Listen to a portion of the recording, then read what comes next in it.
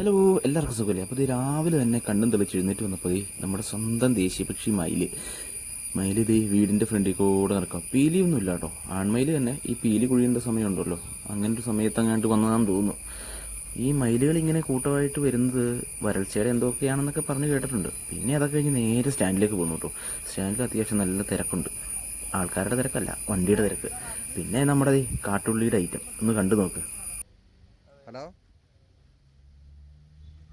ഇനി ഞാൻ വലിക്കാൻ കൊടുത്ത സാധനം നേരെ ശ്വാസകോശം സ്പോൺസർ പോലെയാണ് അങ്ങോട്ടുള്ള സാധനത്തിലേക്കാന്ന് തോന്നുന്നു. ഇവനെ കണ്ടില്ലേ? ഇവനും വലിയ കുഴപ്പമില്ല, എല്ലാവർക്കും നല്ല സുഖം. ഇനി അടുത്തവന് എല്ലാവർക്കും മാറി മാറി കൊടുക്കുക, ഒന്നും വിടുന്നില്ല, എല്ലാവർക്കും കൊടുത്തു.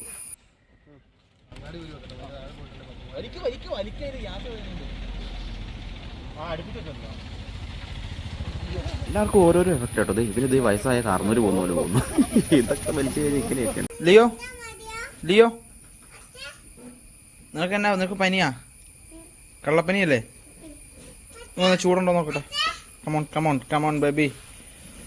ഓയ്യോ, ഫ്രിഡ്ജിനകത്തില്ല അത്ര തണുപ്പ് അവന്റെ.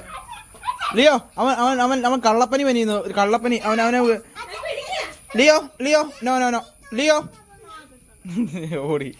ലിയോ, നീ അവൻ നുണ പറഞ്ഞപ്പോ അവനെ പിടിച്ച് കടിച്ചോടാ. ഞാൻ പിടിച്ച് കടിച്ചോടാ. ചേച്ചി തന്നെ എന്താ അംഗൻവാടി പോവാതെ? അച്ഛ എന്ത് പറഞ്ഞു? നിന്നെ ഞാൻ കൊണ്ടുവിടാന്നാണല്ലോ പറഞ്ഞേ.